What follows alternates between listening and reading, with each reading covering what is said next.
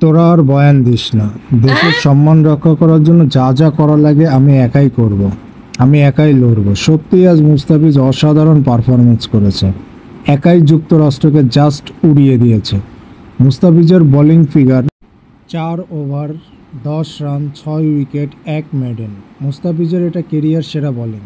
মুস্তাফিজ আজ দেখালো কেন সে বিশ্বের সেরা কাটার মাস্টার। আজ বাংলাদেশের যুক্তরাষ্ট্রের বিপক্ষে 10 উইকেটে জয় পেয়েছে। যুক্তরাষ্ট্রের বোলাররা আজ বাংলাদেশের একজন ব্যাটারকেও আউট করতে পারে নাই।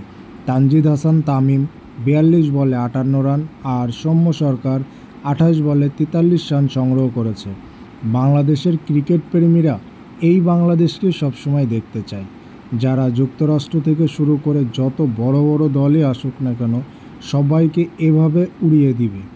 টি-20 বিশ্বকাপে বাংলাদেশ কি এই পারফরমেন্স ধরে রাখতে পারবে? এটা সময়ই বলে দিবে।